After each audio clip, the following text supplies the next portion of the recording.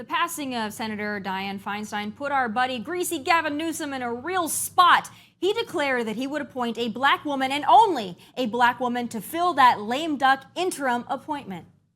If, in fact, Dianne Feinstein were to retire, will you nominate an African-American woman to restore the seat that Kamala Harris is no longer in the United States Senate? And do you have a name in mind? I have multiple names in mind. We have multiple names in mind, and the answer is yes. Oh, but Gavin also declared he would not appoint one of the candidates already running for the spot, which includes a black woman, Barbara Lee, because he didn't want to tip the scales of the March primary. So that left Gavi in a real bind, especially after black women in California were seemingly pretty pissed at his whole philosophy and felt he would be using them as a placeholder or a bench warmer for the eventual and actual senator who will win the spot.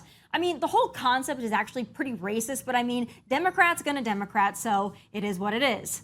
And lo and behold, he did it by appointing this woman, LaFonza Butler. She checks all the identity boxes: black, a woman, and a pro-abortion activist who serves as the president of Emily's List, a pro-abortion group dedicated to elevating pro-abortion women into elected offices. Oh, and she's also LGBTQ. Damn, Gavin, I gotta hand it to you. You out-checked your boxes with this one.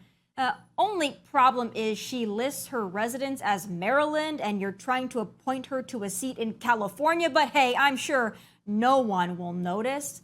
Interesting to note, this LaFonza Butler also served as a senior strategist on Kamala's 2020 presidential campaign. But speaking of Kamala, I really think Gavin missed an opportunity for himself.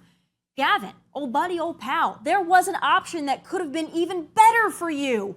Appointing Kamala, black and a woman, check and check. Now, I don't know how this would have unfolded or what constitutional hurdles this strategy would have had to clear to become possible, but hear me out.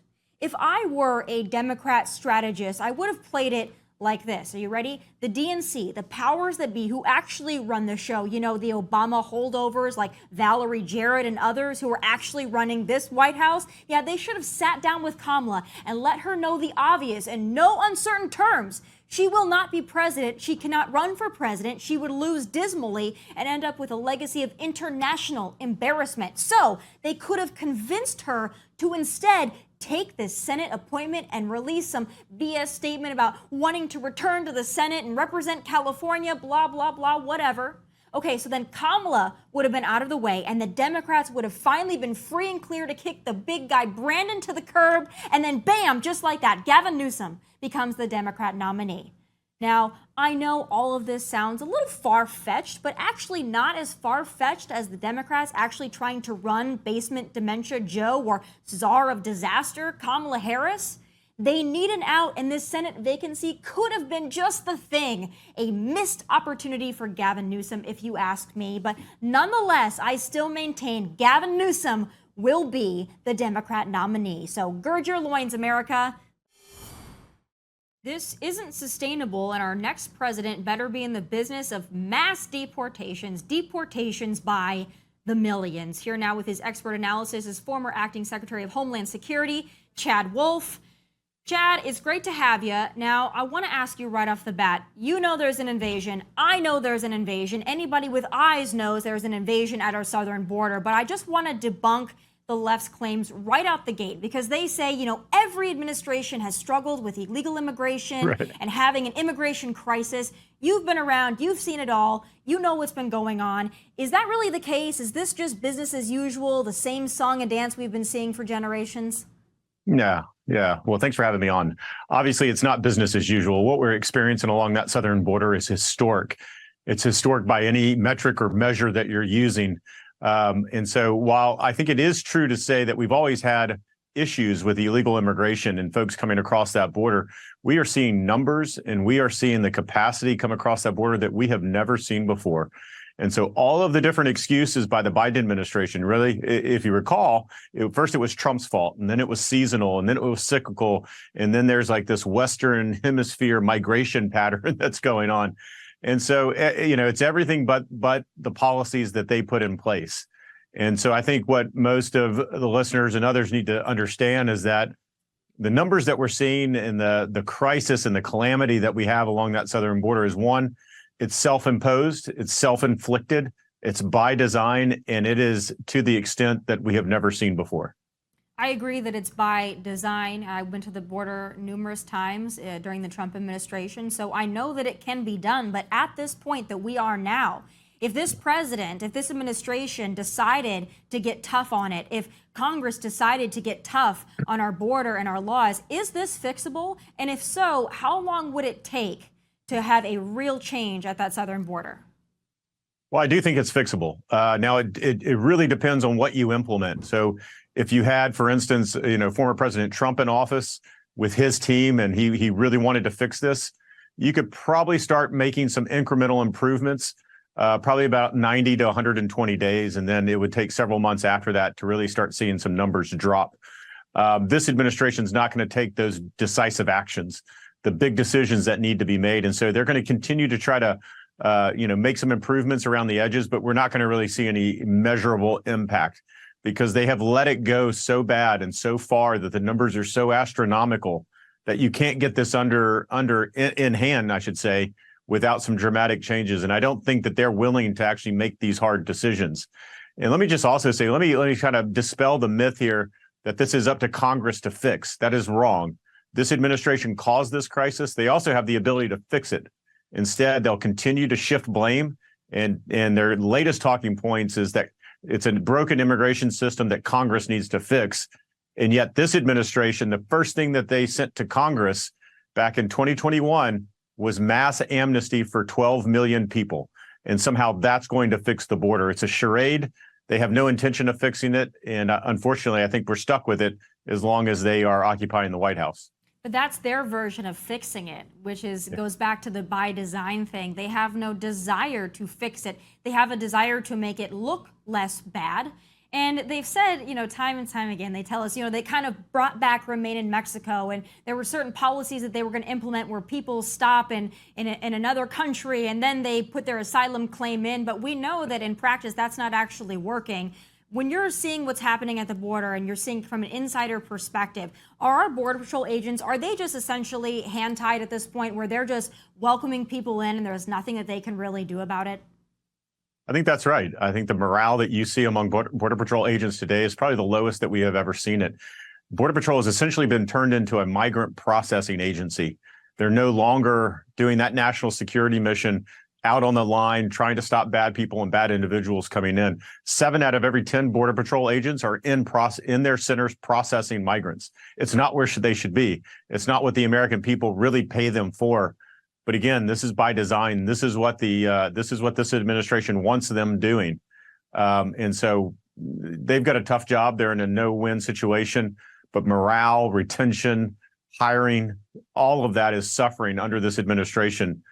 Because they're not being allowed to do their job. Law enforcement officers above anything else. And why they really love former President Trump so much is he allowed them to do their job. He told them to go out and catch bad people and bad things. And that's exactly what they did. And now they're having to work and go about their day with, I would say, one or maybe even both hands tied behind their back.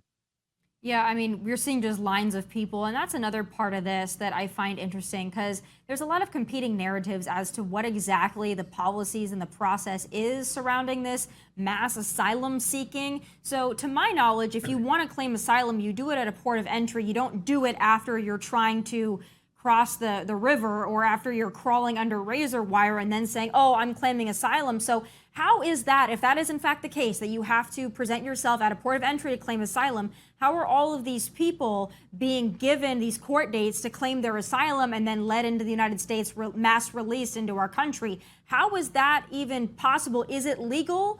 Is it even following, the spirit of asylum seeking at this point?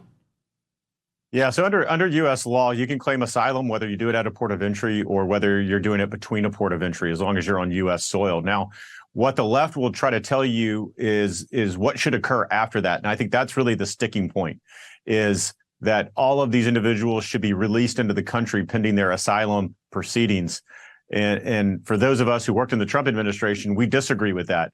The law actually doesn't say that. It says that you need to actually detain them.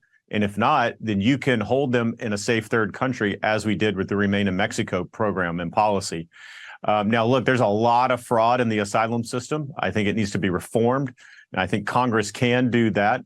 This administration has no intention of doing that, by the way, because this is playing out exactly as they wanted to. So there's a lot of things that you can do around asylum reform. So you make sure that those who really need the protections get it quicker than 7 years from now. But there's a different way to go about this. And what this administration will try to tell the American people is a lie, that all of them have to be released into the country. And that's simply not the case. Well, I think the problem is that you can only detain them for a certain number of time, a certain amount of time, and then the facilities are overrun. So when you don't have anywhere to put these people, then they're forced to just release them because they have nowhere to put them. We know that that's another big part of this issue. Well, I think that is an issue, and we certainly ran into that during the Trump administration, but that's why you need a multi-pronged approach. You need to be working with your partners in Mexico and Central America so that they put initiatives in place that discourage the types of numbers that we are seeing as they come to the border. Look, when you are apprehending a reasonable amount every single day, and it's not 7,000 or 8,000 or even 10,000 that we're seeing, you can actually manage this. You can detain some individuals and you can remove them. Again, this administration, because they're overwhelmed, but even if they're not overwhelmed, they are detaining the least amount of individuals that they have to, which is if you can't detain them, you can't remove them. So there's a lot of things at play. It's pretty dynamic, but I think the most frustrating thing that I see is every move that this administration is making, every policy decision and resource decision is not being made for the benefit of Americans. It's being made to the benefit of these foreign nationals and the folks trying to come into the country illegally, and I think that's wrong. Last question for you. There was a movement a few years back to defund ICE. Of course, defund Border Patrol, defund ICE. I haven't heard a lot about ICE these days. I would just assume that ICE really isn't necessarily operational because we know that for many years they've had their hands tied behind their back. But is ICE actually working right now to remove illegal immigrants from this country? I haven't seen that play out. Yeah, no, unfortunately not. I think this administration has basically defunded ICE through policy memorandum. They haven't really done that from a funding standpoint, but this administration has given them so much direction saying that you can't remove individuals unless they fall into certain categories, which is just the wrong thing to do to law enforcement officers. They want to be able to do their job and remove all the individuals that don't have a legal right to be here, particularly those with final orders of removal from an immigration judge. This administration won't let them do any of that, is putting handcuffs on them to say, kind of hypothetically, putting handcuffs on them to say, look, you can only remove individuals if they fall into these three very small categories. Everyone else, not a priority, so you have to let them go. So that's really why you're not hearing a lot from ICE. I think the ICE officers and agents are also frustrated, much like the Border Patrol are. They want to be able to do their job. They want to be able to remove individuals from the country. That's their mission given to them by Congress. And this administration is, again, saying, don't do your job. Instead, we've got a political agenda that you need to be on board with. It's so frustrating. I can't imagine the people that are on the ground having to do this day in and day out. I can't imagine why any of them continue to do it, but we're thankful that they do. Thank you so much for spending time with me. I'll talk to you in a while. It'll probably still be the same crisis. This September was, the highest month on record. October probably will be even worse. So I'll have you back and we'll break it down. We'll see if there's any will on the left to change this now that the blue cities and states are having an issue with it, but I'm not going to hold my breath. Chad Wolf, thanks so much for spending time with me. All right. Thanks a lot. Appreciate it.